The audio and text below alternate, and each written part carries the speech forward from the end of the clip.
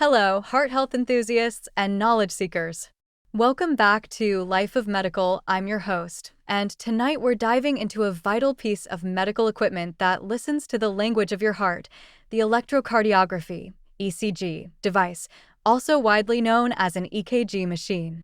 Our episode is titled Decoding Your Heartbeat: The Essential Guide to the Electrocardiography (ECG/EKG) Device and Test. This non-invasive test provides a wealth of information about your heart's health quickly and painlessly. So, let's get to the heart of the matter. What is an electrocardiography (ECG) device and what does it measure? First things first, what exactly is an electrocardiography (ECG) device and what vital information does it capture? An ECG machine is a medical device that records the electrical activity of the heart over a period of time. Your heart has a natural electrical system that causes the heart muscle to contract and pump blood throughout the body. These electrical impulses can be detected on the skin surface. The ECG device uses electrodes, which are small, sticky pads placed on your chest, arms, and legs to detect these tiny electrical changes.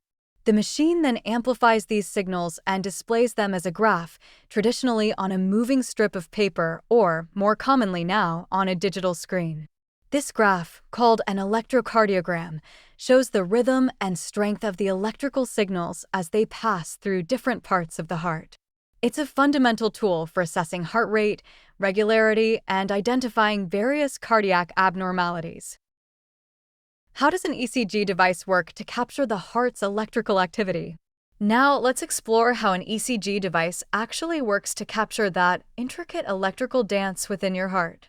It all begins with those electrodes. Typically, 10 electrodes are used to produce 12 different electrical views of the heart. This is known as a 12-lead ECG. These electrodes are placed at specific locations on the limbs and chest.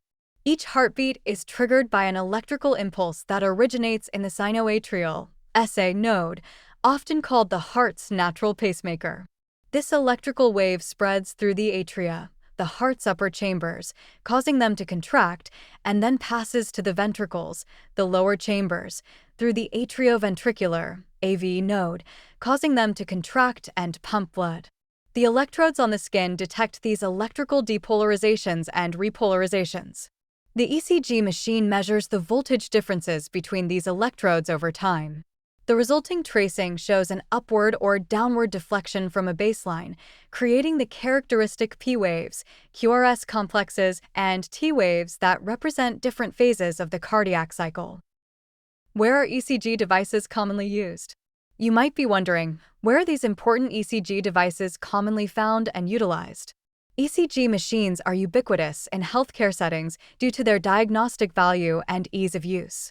You'll find them in virtually every hospital, especially in emergency rooms, intensive care units, ICUs, cardiac care units, CCUs, and operating rooms where continuous monitoring of heart activity is crucial. They are standard equipment in cardiologists' offices and many general practitioners or primary care clinics for routine checkups and diagnosing heart-related complaints. Ambulances and other emergency medical services are equipped with portable ECG machines to allow paramedics to assess patients for heart attacks or serious arrhythmias en route to the hospital. They are also used in preoperative assessments during stress tests, where the ECG is monitored while a patient exercises, and even in some sports medicine facilities to screen athletes. Their widespread availability makes them a frontline diagnostic tool for cardiac issues. When is an ECG test typically recommended or performed? So, when is an ECG test typically recommended or performed by medical professionals? An ECG is ordered for a multitude of reasons. It's often one of the first tests done if a heart problem is suspected. Doctors recommend an ECG if a patient experiences symptoms like chest pain, palpitations, a feeling of a racing or irregular heartbeat, dizziness, fainting spells, or shortness of breath, as these can indicate an underlying cardiac issue. It's used to help diagnose a heart attack, arrhythmias, abnormal heart rhythms like atrial fibrillation or tachycardia, inflammation of the heart, myocarditis or pericarditis, or structural heart disease. An ECG can also monitor the effectiveness and side effects of certain heart medications, check the function of an implanted pacemaker, or assess the heart's condition before and after surgery. It's also frequently part of routine physical examinations, especially for older adults or individuals with risk factors for heart disease like hypertension, diabetes, or a family history of heart problems. Why is the ECG such a fundamental and quick tool in cardiac assessment? This leads us to why the ECG is considered such a fundamental and quick tool in cardiac assessment, despite more advanced imaging techniques. The primary reasons are its non-invasiveness, speed, relatively low cost, and the wealth of immediate information it provides. An ECG test can be performed in just a few minutes right in a doctor's office or at the bedside, and the results are available almost instantly for interpretation. This rapid turnaround is critical in emergency situations, such as a suspected heart attack, where swift diagnosis and treatment are paramount. While it doesn't show the heart structure like an echocardiogram or reveal blockages in coronary arteries like an angiogram, the ECG provides unique information about the heart's electrical system and rhythm that these other tests don't. Its ability to quickly screen for life-threatening conditions, guide further diagnostic testing, and monitor cardiac status makes it an indispensable first-line investigation for many heart-related concerns. Who performs an ECG test and who interprets the results? It's important to know who is involved in administering an ECG test and analyzing its findings. The ECG test itself is usually performed by a trained healthcare professional, such as an ECG technician, a nurse, a medical assistant, or sometimes a doctor. These individuals are skilled in correctly placing the electrodes on the patient's body and operating the ECG machine to obtain a clear and accurate tracing. Once the electrocardiogram is recorded, the interpretation of the results is typically done by a physician. This is often a cardiologist, a doctor specializing in heart disorders, but emergency room physicians, internists, and general practitioners are also trained to interpret ECGs, especially for common or urgent findings. The doctor analyzes the various waveforms, intervals, and segments on the ECG tracing to assess the heart rate, rhythm, and look for any signs of ischemia, reduced blood flow, injury, hypertrophy, enlargement of the heart muscle, or other abnormalities. ECG versus EKG. Is there a difference? You'll often hear both ECG and EKG used, so a common question is, ECG versus EKG. Is there a difference? The simple answer is no, there is no difference between an ECG and an EKG in terms of the medical test itself. They both refer to electrocardiography. The term EKG comes from the German spelling electrocardiogram. When electrocardiography was developed in the late 19th and early 20th centuries, German physicians were pioneers in the field, and the K spelling became common, especially in the United States, partly to avoid confusion with EEG. Electroencephalogram, which measures brain activity. In many other parts of the world, and increasingly in the US as well, ECG is the preferred abbreviation. So, whether your doctor orders an ECG or an EKG, they are referring to the same painless test that records your heart's electrical activity. It's purely a matter of nomenclature. Preparing for your ECG, simple steps for an accurate reading. One of the great things about an ECG is how little preparation is needed.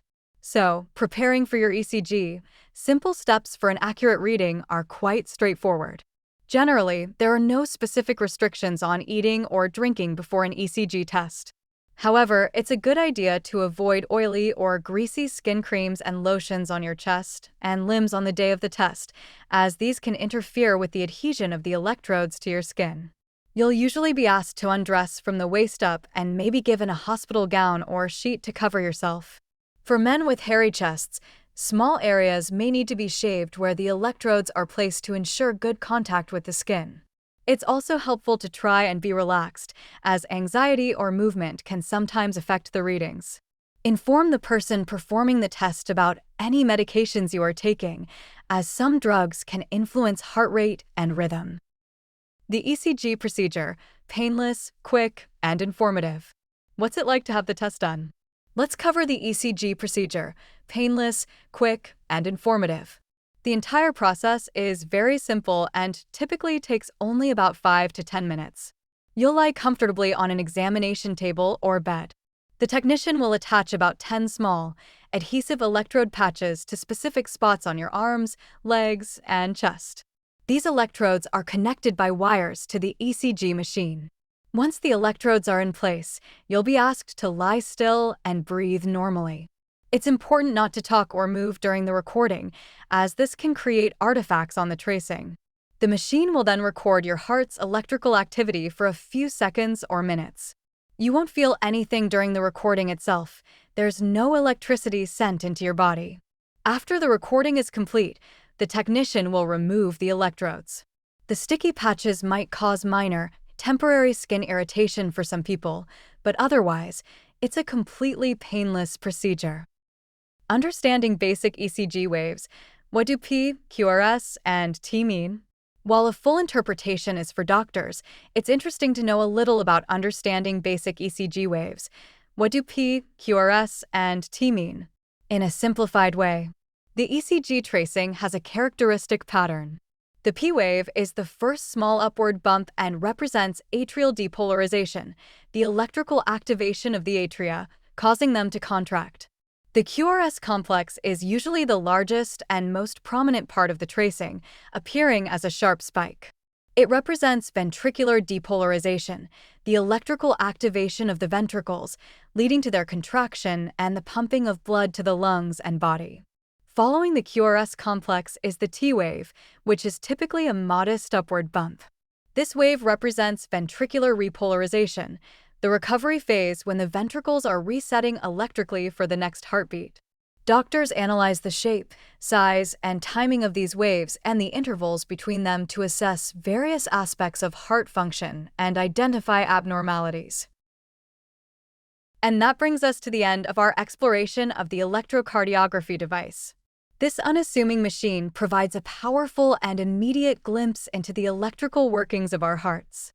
I hope this has helped you understand the ECG test better. If you found this video valuable, please hit that like button, subscribe to Life of Medical EN for more medical insights, and ring that notification bell. Stay heart healthy and informed, and we'll see you in the next video.